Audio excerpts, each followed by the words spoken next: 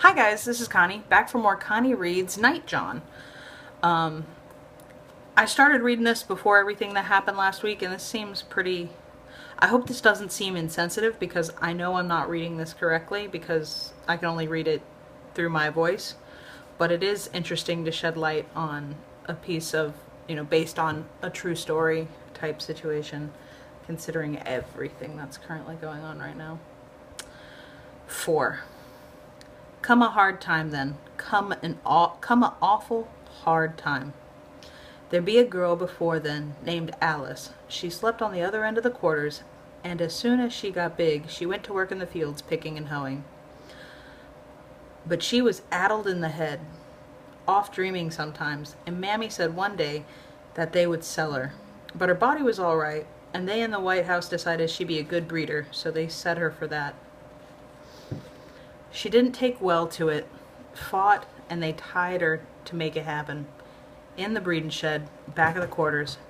But it went bad on her head, and her thinking. Before it was done, she was worse than before. She wandered in the yard, and sometimes even went up to the White House, except for the house servants and gardening. We weren't allowed to the White House, and when the master one day caught Alice, he took her to the wall of the spring house. What's going on? The spring house was where we got drinking water. It was made of stone with heavy walls. They had rings of iron to be made in the walls many years past, big rings of iron with chains and shackles, and they put Alice there and tore her clothes off. Then the master whipped her his own self with a rawhide whip cut from an old gin belt used on the cotton gin.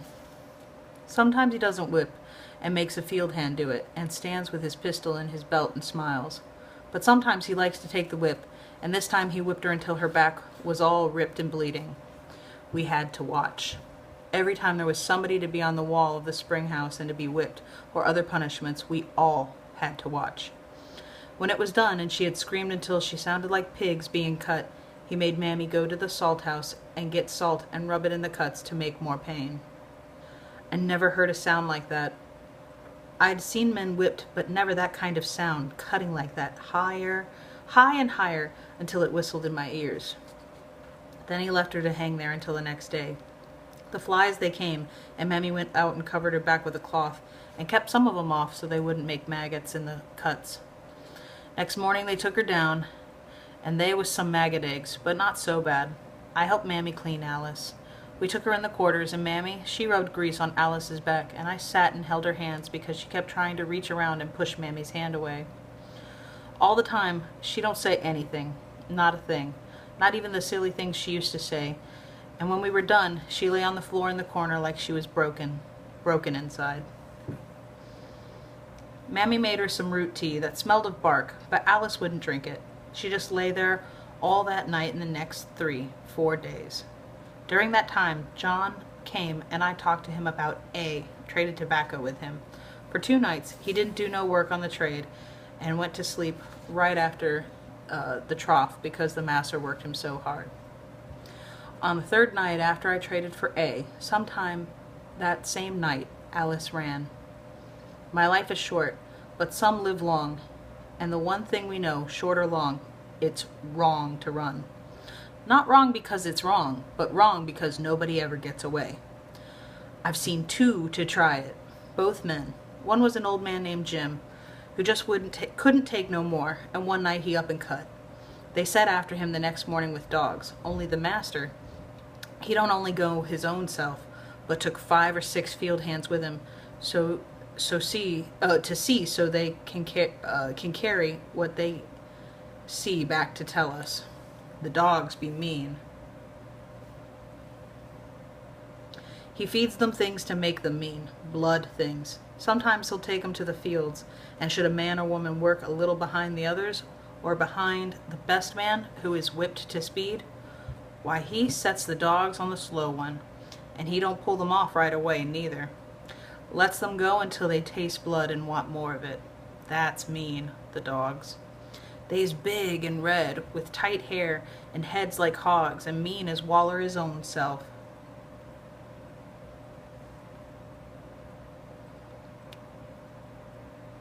He keeps them in a stone pen by the side of the horse barn, and they slobber and chew at the gate each time we walk by. Dirt mean. Jim, he ran at night too, but it didn't help. The field hands told us later. He cut and ran down to the river, ran in the water for a goodly distance, then on top of a fence rail for as long as the fence ran, and then dropped to the ground and just moved. The dogs followed him all the way.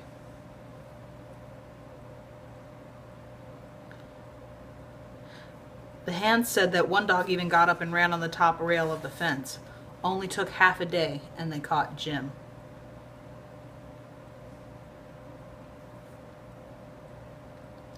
The last bit, when he heard the dogs singing him, baying on him, Jim climbed a tree. Problem was, the tree wasn't higher than he could reach. Nearly and as high as he got, the bottom of him hung down where the dogs could reach him. The master set the dogs on him, and they tore and ripped what they could reach until there wasn't any meat on Jim's legs or bottom. The dogs ripped it all off to hang in shreds. The field hands say he didn't even let go, nor never did. Even when he was dead, his hands didn't let go, and the master made the field hands leave him there. Some wanted to take Jim down and bury him, but he made them to leave him that way, hanging by his hands in the tree for the birds to eat. The second was a young man, name of Paulie. He wasn't a big enough hand to be allowed to be a breeder in the quarters, so he went to looking. He snuck away and met a girl at a plantation down the road a piece, and they sat in the moonlight with each other some nights. Paulie, he made it back before wake-up time every night, but one, the last one. He fell asleep in his girl's arms, fell asleep in the moonlight. So they from the White House set out on the dogs. And Paulie, he didn't run or try to get away. He was on his way home, but they let the dogs to have him anyway, tear him up to bleed, but not kill him. Then the master, he tied him down and cut him like he did the cattle, so he couldn't run to girls no more. But the cut went wrong, and Paulie, he laid all night and bled to death without ever making a sound in the corner of the quarters. So don't nobody run. Besides, I don't think there's a place to run to. I had heard talk of once of some land north, but it's far away, and it was only talk. Not something to know. Just something to hear, like birds singing, the talk of the land north, or the wind in the trees. But Alice cut and run that night. She didn't get far, down to the river, and then sideways some. Her back was still ripped and sore, and she must have moved slow. She might have kept moving all night, but hadn't gone more than the other end of the cotton fields. An easy small walk. Then she pulled herself under some branches, and was there when they found her. He let the dogs to have her. Didn't matter that what she'd gone through, or that her thinking wasn't working right. The field hands with him told us he smiled his big white smile, like the big white house. Pale maggot, white like his skin smile, and let the dogs to have her. She didn't fight them or try to get away. They just tore at her, tore until her whole front was torn and gone, and she was bleeding from the chest. She didn't die. Alice be too tough for her own self-good. She didn't die, and he made the hands to carry her back and put her in the quarters. Mammy sewed up what she could with canvas thread and greased and patched, and she lived. She be like Paulie. She didn't make sounds even while Mammy was pulling at the torn flaps of skin and sewing them on her chest. Not a sound, just stared and stared at the wall. That night, John called to me as he came past where I was trying to sleep. "Tobacco, girl. Another time for another letter." I had been all day helping Mammy and was tired and sad for Alice. How she'd be at the other end of the quarters, but I went just the same. I still had 2 letters coming for that first pinch of tobacco. He was sitting on his heels in the open doorway. I squatted next to him. "What's the next one?" He used a stick with a sharpened end on it and winkled it in the dirt 2 half circles. B. B, he said. It be B. That sounds crazy, but that's how you say the letter B. It's for beh, or bee, or boh, or boo. That's how a B looks, and how you make the sound. I made it sound in my mouth, whispering. "So where's the bottom to it?" "I swear, you always want to know the bottom to things. Here it is. It sits on itself this way, facing so the two round places push to the front. Suddenly he's gone. 1 second he's there, the next he's slammed sideways and gone. What in the hell are you doing to her? Mammy was standing there, big and black and tall in the moonlight. What are you doing to this girl? She had come from the side and fetched John such a blow on his head that it knocked him back into the wall and on his back. He come up quick and didn't cower none. Nothing. Not like you think. I'm teaching her to read. That's what I mean, Mammy said. What in the hell are you doing? Don't you know what they do to her if they find her trying to read? We already got one girl tore to pieces by the whip and the dogs. We don't need two. I'd been quiet all this time, watching. Didn't seem so bad, what he was doing, teaching me a few letters to know, maybe a word or two. So I said it. Doesn't seem so bad. Bad? Then she hissed like a snake. Child, they'll cut your thumbs off if you learn to read. They'll whip you until your back looks knitted, until it looks like his back. She pointed to John with a big old finger. Is that how you got whipped? He shook his head. I ran and got caught. Not the first time. She waited. I waited. First time I ran, I got clean away. I went north all the way. I was free. I never heard such a thing. We couldn't even talk about being free. And here was a man said he had been free by running north. I thought, how can that be? You ran and got away? Mammy asked. I did. You ran until you were clean away? I did. And you came back? I did. Why? He sighed, and it sounded like his voice, like his laugh, low and way off thunder. It made me think he was going to promise something the way thunder promises rain. For this. What you mean, this? To teach reading. It's never quiet in the quarters. During the day, the young ones run and scramble or fight or cry, and there's always a gaggle of them. At night, everybody be sleeping, but not quiet. Alice, she's quiet, but they's some of them to cry. New workers who are just old enough to be working in the fields cry sometimes in their sleep. They hurt and their hands bleed and pain from them, from new blisters that break and break again. Old workers cry because they're old and getting to the end and have old pain. Same pain, young and old. Some snore, others just breathe loud.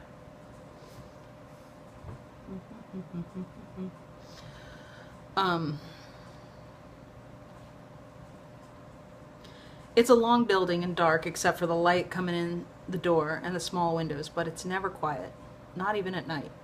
Now it seemed quiet. Mammy, she looked down at John, didn't say nothing for a long time, just looked. I had to think to hear the breathing, night sounds. Finally, Mammy talks. Her voice is soft. You came back to teach reading? John nodded. That's half of it. What's the other half? Writing, he smiled. Of course I wasn't going to get caught. I had in mind moving around, teaching a little here, a little there, going to do Heidi schools. But I got slow, and they got fast, and some crackers caught me in the woods. They were hunting bear, but the dogs came on me instead, and I took to a tree, and they got me. Another long quiet. Way off down by the river, I heard the sound of a night bird, singing for a day. Soon the sun would come. Why does it matter? Mammy leaned against the wall. She had one hand on the logs, one on her cheek. Tired. Why do that to these young ones, to Sarnie here? If they learn to read and write, it's just grief for them. Long time grief. They find what they don't have, can't have. It ain't good to know that. It eats at you then, to know it and not have it. They have to be able to write, John said, voice pushing. He stood and reached out one hand with long fingers and touched Mammy on the forehead. It was almost like he be kissing her with his fingers, soft, touch like black cotton in the dark. They have to read and write. We all have to read and write so we can write about this, what they doing to us. It has to be written. Mammy turned and she went back to her mat on the floor, moving quiet, not looking back. She settled next to the young ones, and John turned to me, and he say, "Next is C." And that's the end of chapter 4. Be careful with that and enjoy, please and thank you, and I will see you for the next installment. Bye.